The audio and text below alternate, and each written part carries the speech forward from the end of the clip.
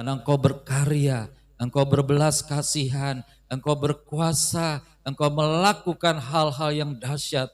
Terima kasih Tuhan Yesus, pagi hari ini juga hal yang sama terjadi di sini. Engkau sedang mengerjakan sesuatu yang besar bagi kami. Kami bersuka cita karena Engkau pasti hadir di sini Tuhan. Karena kami datang dengan kerinduan ingin berjumpa dengan Engkau. Biarlah beberapa saat kemudian ini Tuhan, kami mau duduk diam, membuka hati kami, pikiran kami, roh jiwa tubuh kami. Biarlah firman Tuhan Yesus yang berkata-kata kepada kami, sebab firman itu berkuasa. Terima kasih Bapa buat jemaat-Mu yang sudah hadir. Mereka rindu akan Engkau. Mereka pengen dilawat oleh Tuhan Yesus. Mereka pengen pulang dengan berkat-berkat yang berkelimpahan. Terima kasih Bapa. Di dalam nama Tuhan Yesus, Raja semesta. Haleluya. Amin. Kita bersuka cita ya. Tiap hari kita ketemu sama firman. Kita baca firman. Dan ternyata memang saudara, di dunia ini firman itu terlebih besar dari apapun juga. Lebih besar dari emas, lebih besar dari perak, lebih besar dari harta apapun juga. Karena apa saudara? Karena dunia ini dijadikan oleh firman. Kita hidup dari firman Tuhan Yesus. Ya, luar biasa ya saudara. Sebelum dunia dijadikan, dengar nih, kita sudah dipilih oleh Tuhan Yesus. Bukan pada waktu orang tua kita melahirkan, enggak. Sebelum dunia dijadikan, aku sudah memilih kamu. Keren saudara ya. Berarti kita lebih dahsyat daripada dunia ini saudara di mata Tuhan. Karena apa? Langit dan bumi akan berlalu, tetapi perkataanku tidak berlalu. Anak-anak Tuhan akan hidup kekal dan dunia akan lenyap saudara. Berarti kita lebih berharga dari segalanya. Dan firman itu kita hidup oleh firman. Artinya apa saudara? Tiap hari saudara hidup dari firman. Ketika saudara membutuhkan makanan, firman itu memberi kita makanan. Ketika saudara membutuhkan kesembuhan, firman itu menyembuhkan kita. Ketika kita berduka cita, firman itu yang memberikan penghiburan kepada kita. Firman memberikan pengharapan kepada kita. Di awal tahun ini saudara, mari kita percaya bahwa firman itu akan menuntun kita dari berkat yang satu, berkat-berkat yang lain. Dari situasi yang satu ke situasi yang lain, semuanya akan menjadi damai sejahtera. Karena Tuhan Yesus bersama dengan kita. Tepuk tangan dulu buat Tuhan Yesus, haleluya. Terima kasih Tuhan Yesus, hari ini saya gembira loh saudara. Saudara semua sungguh-sungguh di dalam Tuhan Yesus, haleluya. Firman yang menjadi manusia adalah Tuhan Yesus. Keren ya.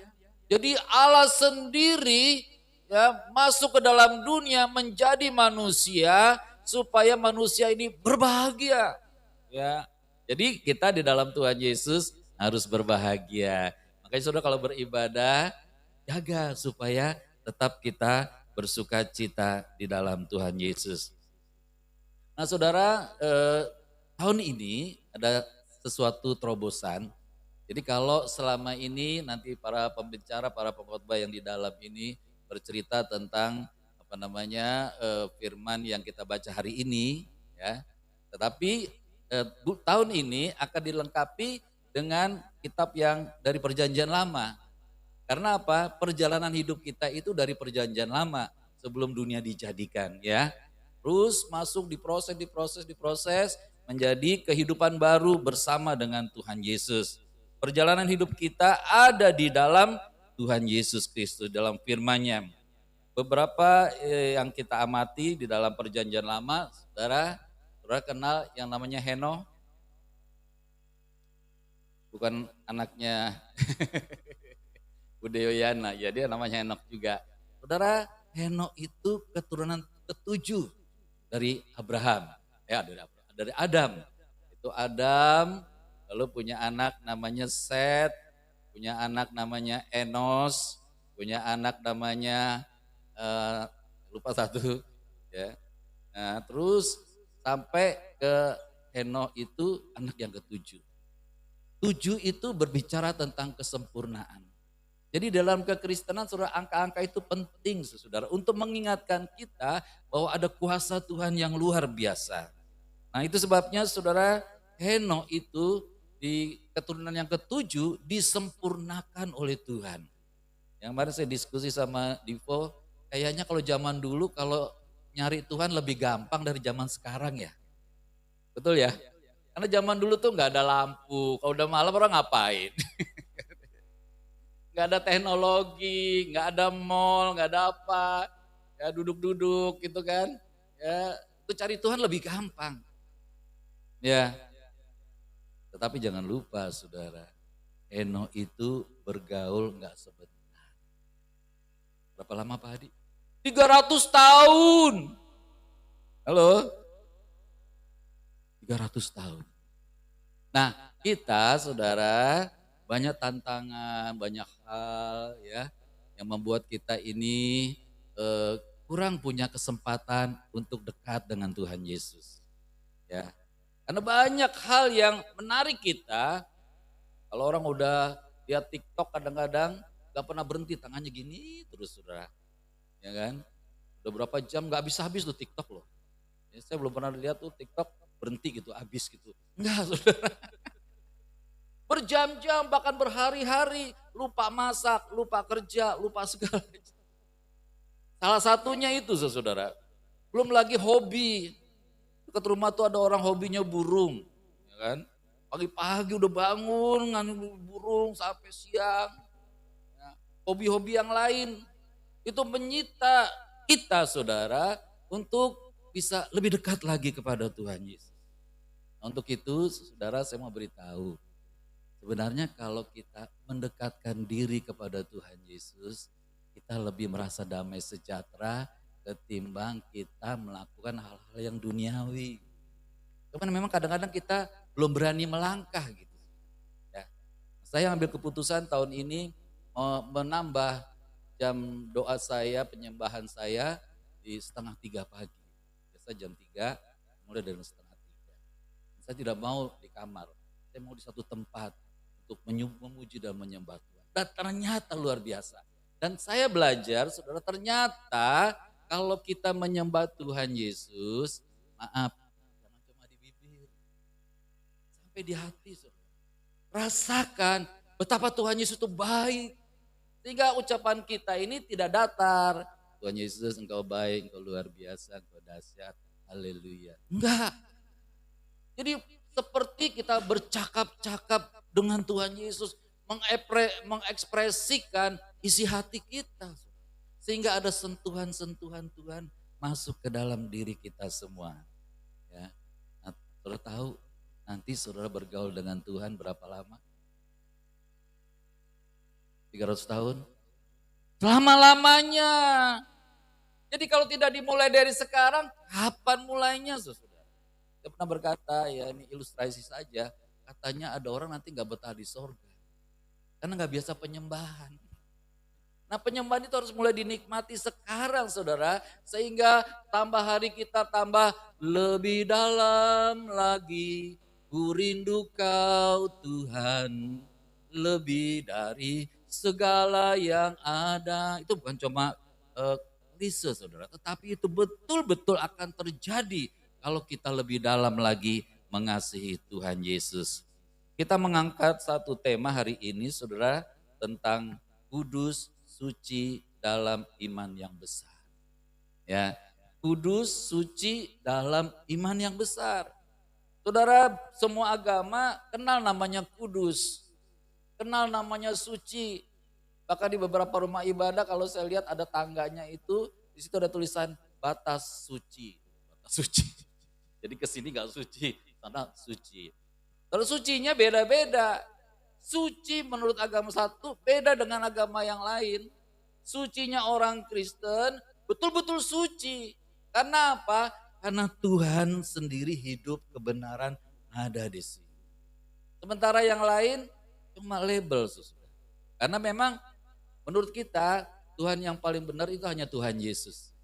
Di bawah kolong langit tidak ada nama lain yang diberikan kepada manusia yang olehnya kita dapat diselamatkan. Hanya nama Yesus. Makanya batas sucinya orang Kristen beda dengan batas sucinya orang lain. Kekudusan saudara juga berbeda nantinya karena objeknya lain.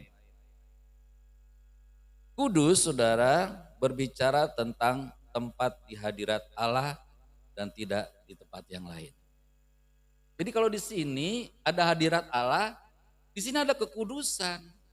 Makanya kita bersyukur, Tuhan Yesus berjanji, kalau ada dua orang berkumpul sungguh-sungguh dalam namaku, aku hadir. Di sini ada kekudusan Tuhan. Di sini ada hadirat Tuhan, saudara. Bukan hadirat yang lain.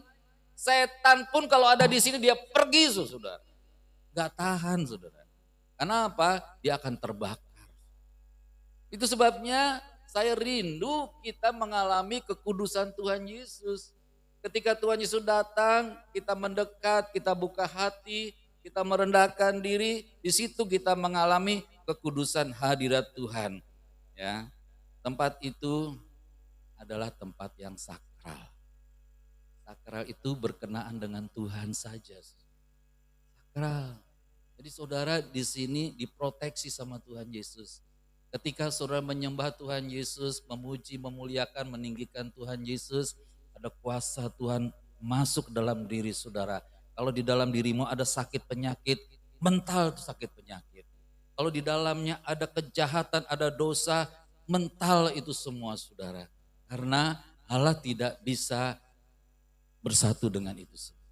Nah itu sebabnya saudara kita bersyukur, mari kita rindukan Tuhan Yesus terus menerus dalam hidup kita saudara. Biar kita melihat bukan dengan mata jasmani kita, tetapi dengan mata rohani kita, bahwa Dia hadir dalam hidupmu secara pribadi. Ya, terbiasa ya. Jadi walaupun jumlah manusia miliaran orang, Tuhan Yesus bisa hadir kepada setiap orang dalam waktu yang sama. Karena Dia Tuhan Allah kita. Jadi kita nggak usah ragu saudara, kalau aku berdoa, aku dijawab nggak ya? Pasti dijawab.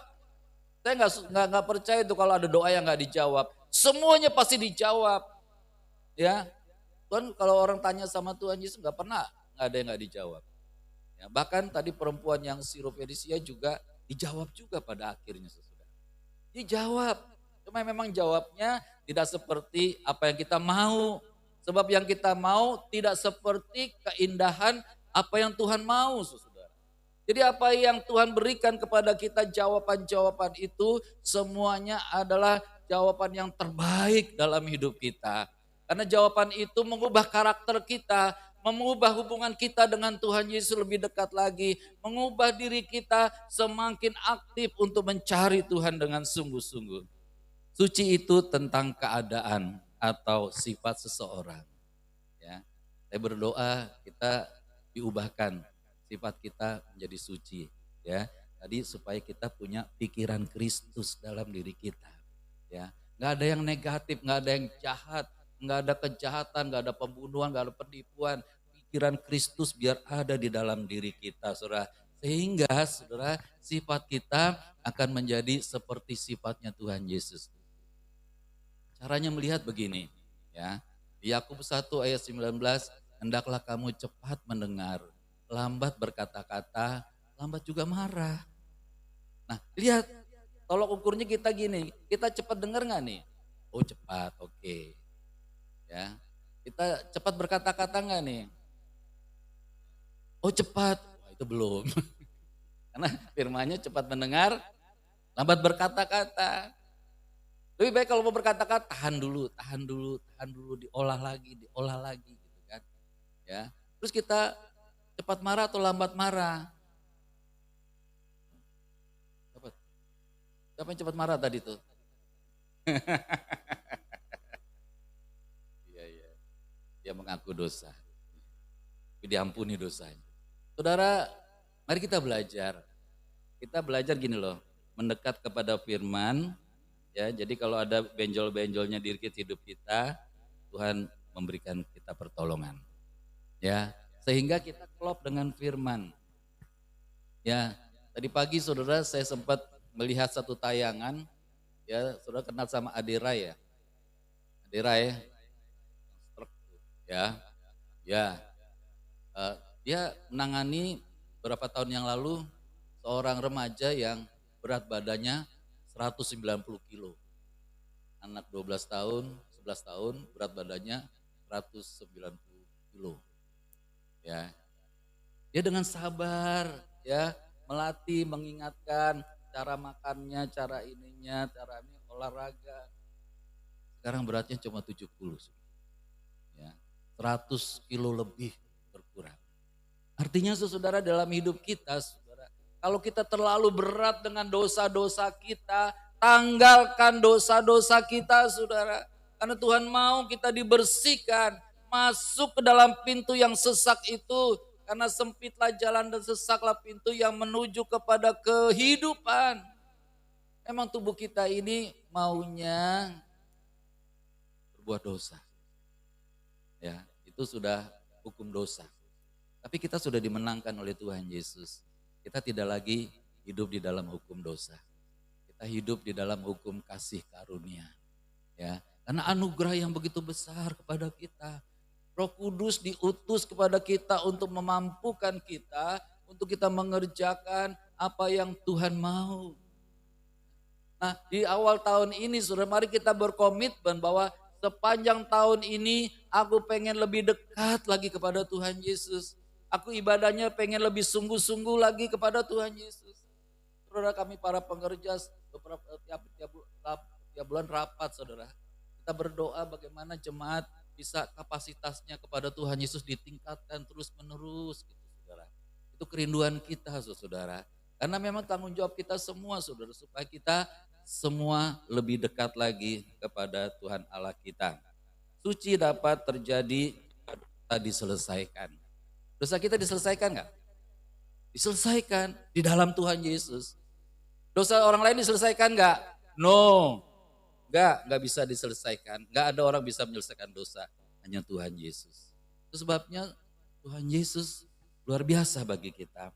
Karena dosa kita diselesaikan, kita dipindahkan nih dari orang hukuman menjadi orang yang bebas, orang yang merdeka.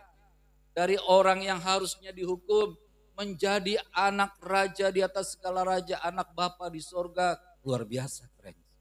Makanya hidup kita harus penuh dengan ucapan syukur. Ya, saya nasihatkan jangan pernah lagi bersungut-sungut. Amin. Gak ada gunanya. Ya, mari kita mencoba sukacita aja deh. Kalau sukacita terus pasti ya Tuhan buka jalan bagi kita. Ya, kalau ada seorang anak manyun aja, kira-kira dikasih jajan nggak sama orang tuanya. Tetapi kalau kita bersuka cita, menyenangkan orang lain, saudara, disitulah anugerah Tuhan akan turun atas kita semua.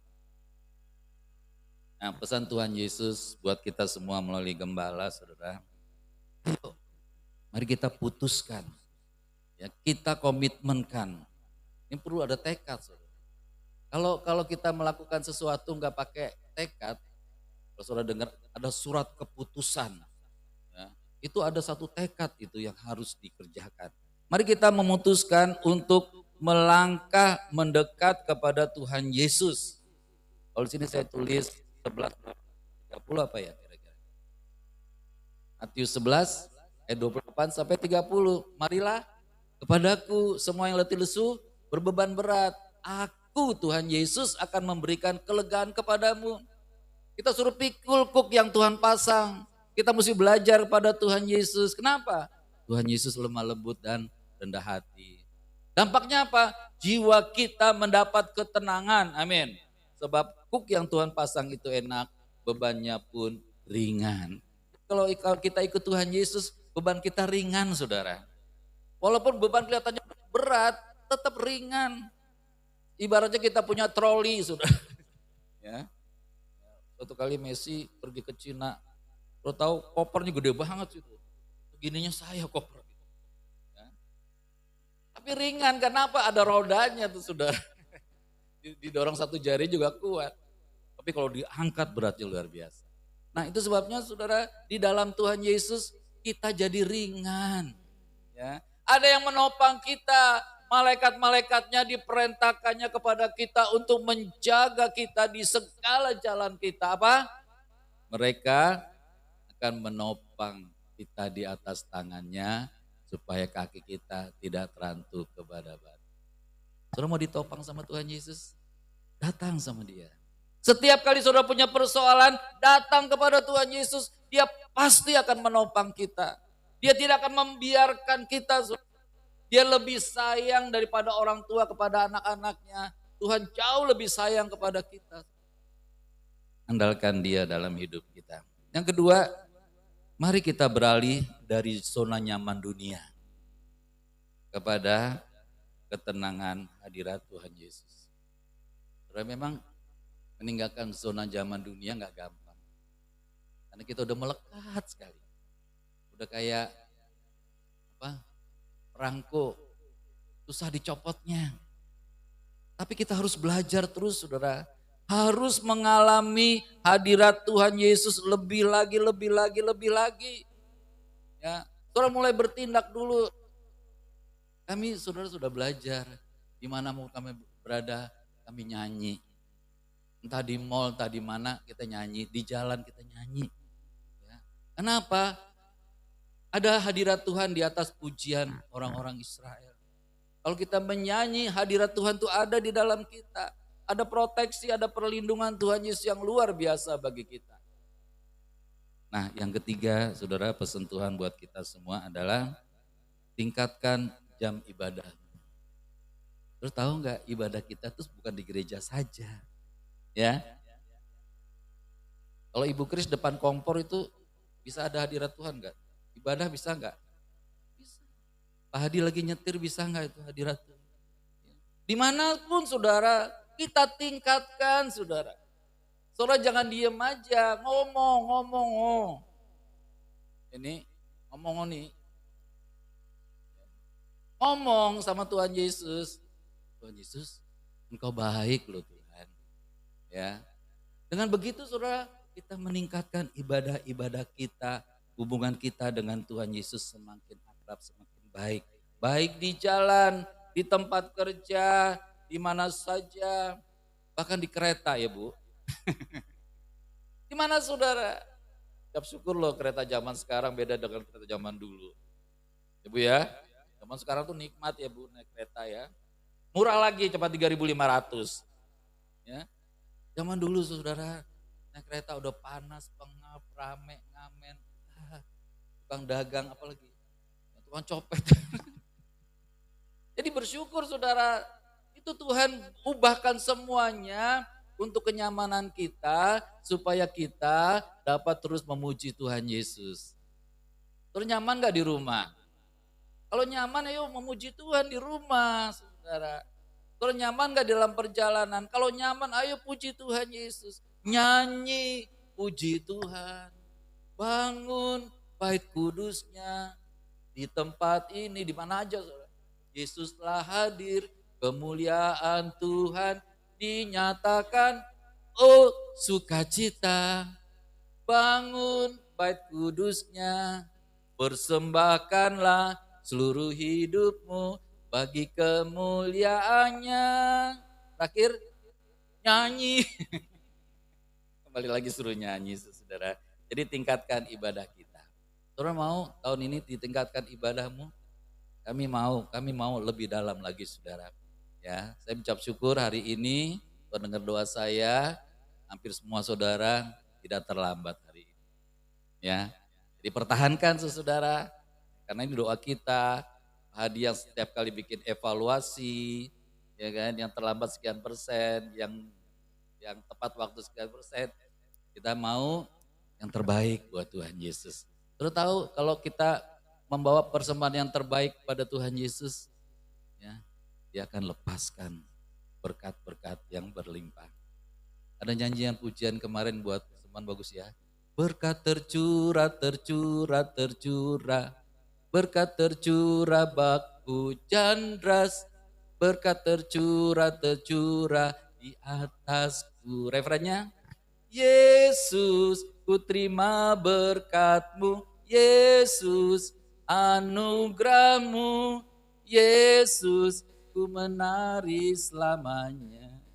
Dengan begitu hubungan kita dengan Tuhan Yesus semakin akrab, semakin intim, semakin memuliakan Tuhan Yesus.